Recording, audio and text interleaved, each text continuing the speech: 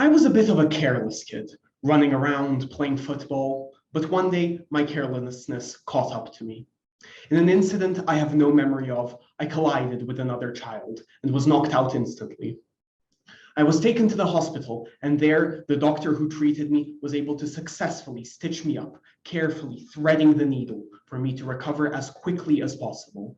Luckily, there was no lasting damage to me, but since then, I've had an admiration of sorts for these healthcare workers, those who dedicate their lives to saving and helping others, sacrificing their valuable free time to aid other people, from small children bruised by their playtime to the elderly who have experienced all the world has to offer and must be treated with great care. That was, to me, the ultimate act of selflessness. On a fateful day in 2019, however, a new disease was discovered, and within a few months, our world was turned upside down. The world was ravaged, both financially and psychologically, and everyone felt the effects of being cooped up indoors for a whole year, unable to see their friends or families, the terror of the unknown crippling us from the inside. But we were oh so grateful. We had our medical heroes, our healthcare workers to save us. From experts at the WHO to the pioneering researchers striving to discover a vaccine, to those working on the ground from Britain to Brazil, they were all heroes in our eyes. The brave doctors and nurses putting their own health at risk, a bulwark against a hyper-infectious disease, the extent of which we had not seen since the influenza pandemic of 1918.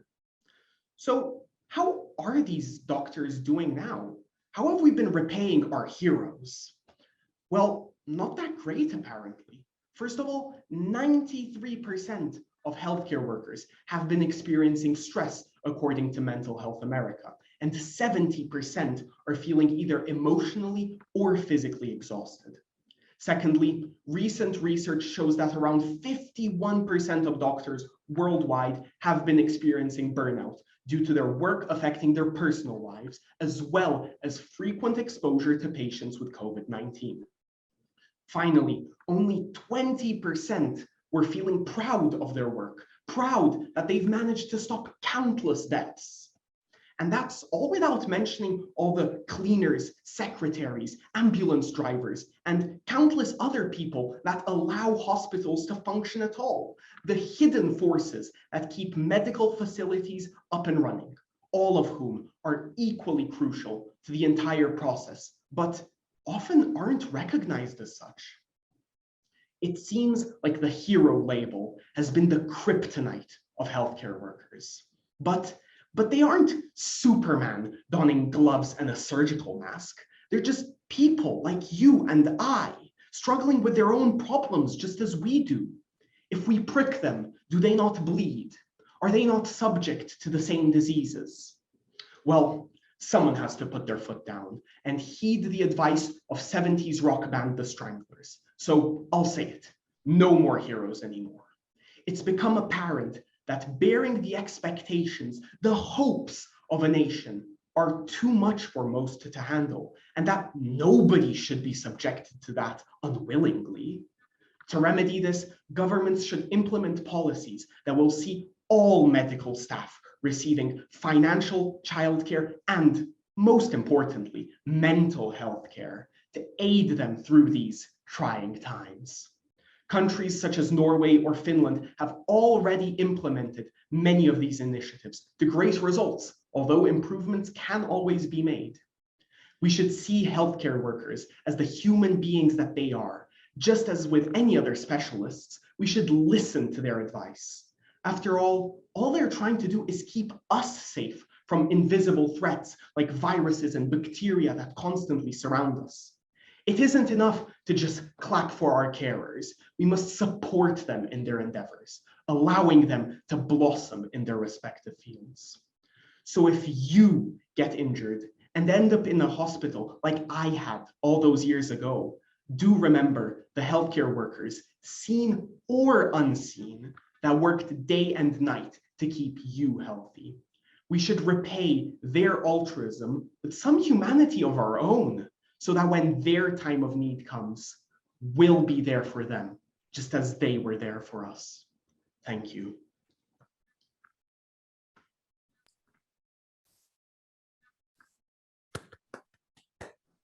Thank you very much for that speech, Leon. Can I turn now to the audience and ask if we have any questions? Pavitt, sure. All right, thank you. Thank you, Leon, for the speech. Really good speech. I do have a question. So there was a lot of mention on how we need to repay doctors. Can I ask for the specifications on how we as normal people are able to repay doctors in a way that we can show our gratitude? Thank you.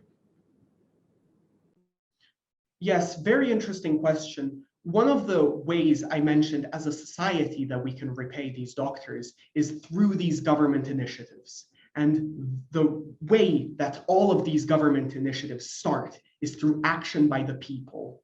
These doctors deserve to be treated better than we have currently. So if we are able to pressure our own governments to do better, the doctors will see this effect. Fabulous, thank you. Do we have, I'll give one more look around the audience before I go to Nadia. Do we have any other questions? We've got a very shy bunch of participants this year. Wang Zhawen, yep. Hi, Leon. Thank you for your speech. It was wonderful. I'd like to ask you, you mentioned a lot about how doctors are heroes in our society. Could you, off the top of your head, think about other people that also equally contribute as much as doctors do as like being heroes or being role models to us as citizens in a country? Yes, thank you for the question. I believe that there are many essential workers in our society that are equally as much as heroes as doctors are, although I'd rather not use that label as I've outlined in my speech. Many firemen, firefighters, the police force, they all strive for a better society. But besides these more obvious examples, so to speak, there are also the cleaners. Without them, our streets would be clean, our schools wouldn't be clean, and they are the basis of many of the institutions that we see, and they often aren't recognized as heroes at all, while others receive the spotlight, even though they're crucial to the functioning of our society.